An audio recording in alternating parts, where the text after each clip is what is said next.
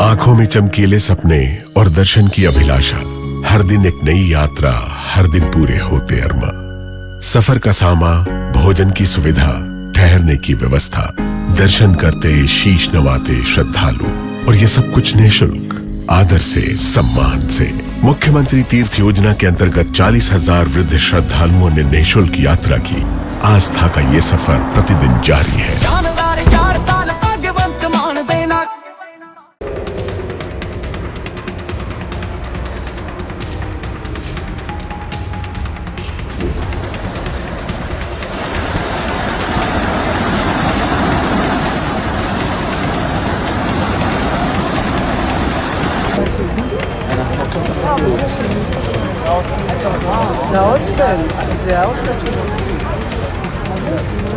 מהזירה בגני תקווה, בינתיים ללא נפגעים, מספר מכוניות। दोस्तों, युद्ध छेड़ना बड़ा आसान होता है, लेकिन उस युद्ध में कायम रहना बड़ा मुश्किल हो जाता है। और कुछ ऐसी ही किल्लत से अब आईडीएफ यानी इजराइल की सेना जूझ रही है। 15,000 सैनिक अभी चाहिए, नहीं है बचे। एक एक करके कई इजरायली सैनिक ढेर हो गए, जिसकी भरपाई हमास के साथ यानी गजा के साथ चल रहे युद्ध के दौरान पूरी नहीं हो पाई थी। और एक नया युद्ध ईरान के साथ छिड़ दिया, और ईरान के साथ साथ हिजबुल्लाह के साथ छिड़ा गया। उसकी कीमत अब इजराइल की सेना को भुगतना पड़ रहा है। और यह भयंकर बगावत है जिसका खुलासा हुआ है। यही नहीं, आपको यह भी दिखाऊंगा कैसे इजराइल में अलग अलग जगह हमले हुए। हमने आपको खबर दिखाई थी कि ईरान ने धमकी दी थी कि वो खास तौर पर जो ट्रीटमेंट प्लान है, यानी कि समुद्र का जो खारा पानी है उसे पीने लायक बनाने के लिए जो ट्रीटमेंट प्लान है उस पर अटैक करेगा। और देखिए, उसने अटैक कर दिया। इजराइल के इस ट्रीटमेंट प्लान का जो प्लांट पर जो हमला हुआ है उसने और ज्यादा भयावह स्थिति पैदा कर दी है। वजह यह भी है क्योंकि अगर पीने के लिए पानी नहीं बचेगा तो हाहाकार मच जाएगा। यानी इजराइल पर जो अटैक ईरान ने किया, या मिलिट्री बेस पर जो हमला किया अमेरिका के, बहुत स्ट्रेटेजिक वे में किया। और भी कई महत्वपूर्ण खबरें हैं, दिखाता हूं आपको। नमस्कार, मैं हूं प्राज्वल गौतम और आप देख रहे हैं the live TV. The live TV, सच सबसे आगे। सबसे पहले ये खबर देखिए। ये खबर निकल कर आई, Israel top military chief just warned the cabinet that the army might literally collapse without energy emergency fixes.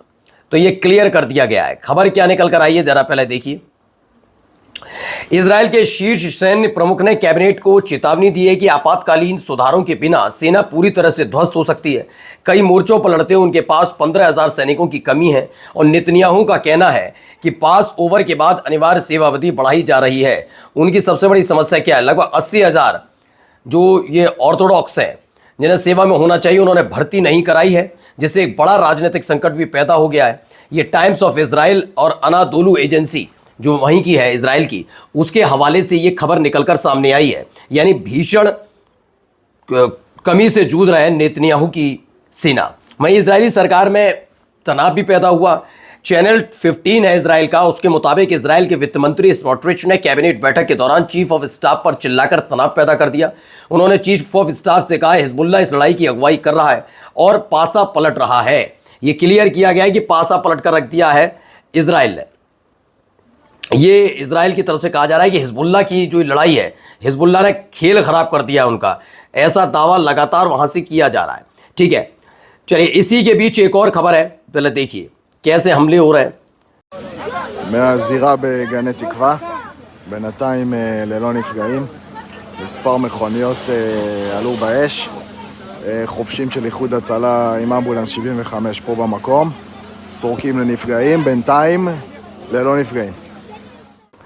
तो इसमें कहा है कि use it in Israel. Israel में एक बड़ा हमला हुआ है और इस हमले ने थोड़ी बेचैनगी भी पैदा की है। एक और वीडियो देखिए कैसे मिसाइल से सब जो है तबाही नजर आती है।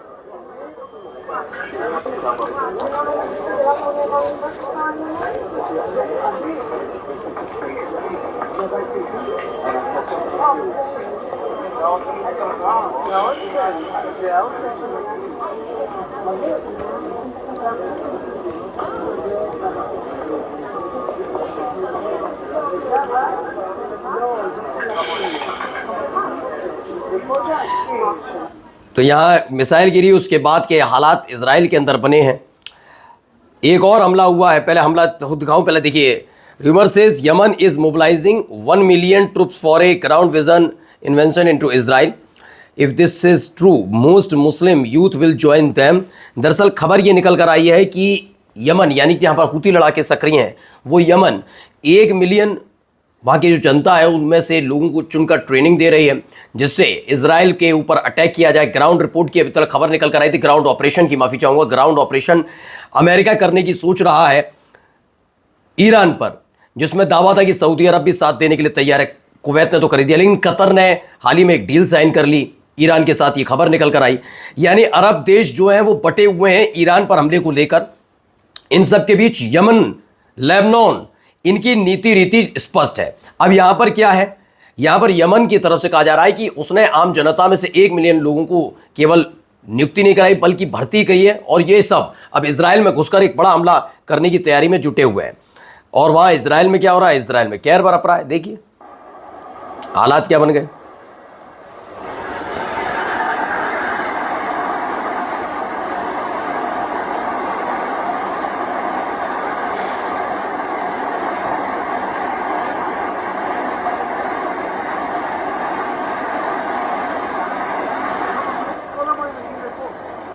तो Israeli psoric water treatment plant है जिस पर ईरान का हमला हुआ और उसके बाद ये ट्रीटमेंट प्लांट पूरी तरह से डिस्ट्रॉय हो गया।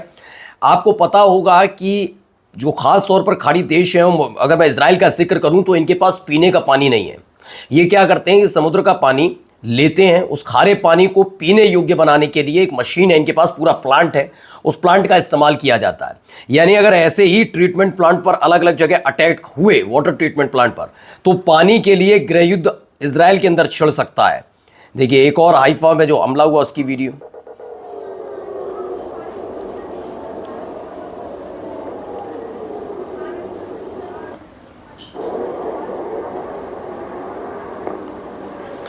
एक के बाद एक अटैक की ये तस्वीरें हैं।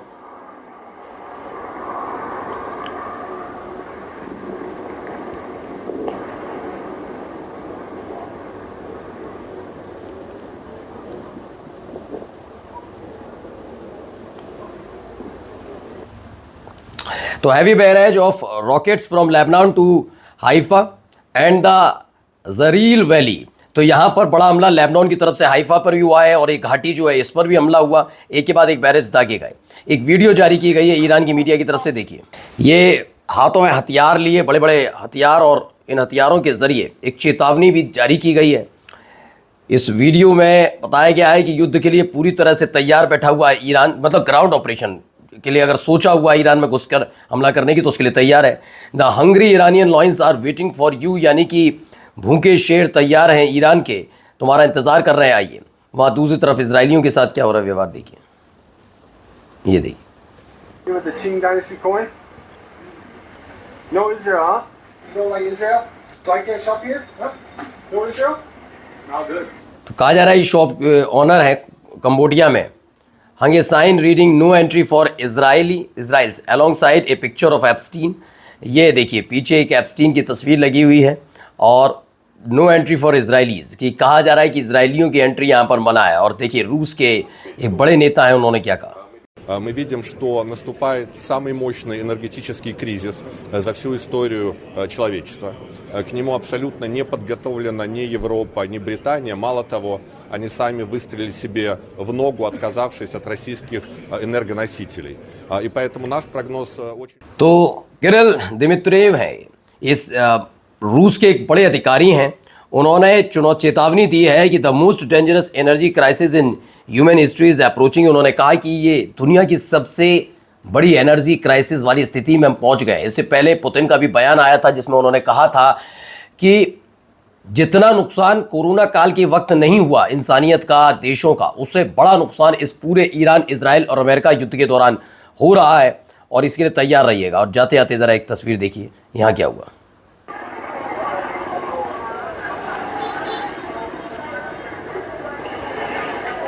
Quay kỹ quá, có để hở ra để thoát được.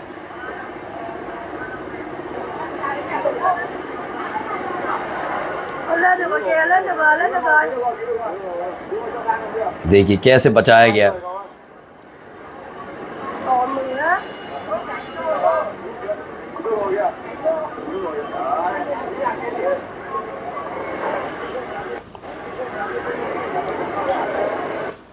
तो खबर वियतनाम के हनोई से निकल कर आई। 2 लोग हैं जिन्होंने 7 लोगों की जान बचाई। कितने 7? घर में आग लग गई थी, अंदर जाने का कोई रास्ता ठीक नहीं रहा था, धुआं लगातार गुबार उसका बढ़ता जा रहा था। 2 लड़कों ने हिम्मत दिखाई, हथौड़े लेकर आए और छेनी लेकर आए, जो भी है। उसके बाद उस घर की जो छत है उसे तोड़ा और उसे तोड़ने के बाद इन सबको बाहर निकालने का काम किया है। ऐसे लोगों को सैल्यूट। नमस्कार।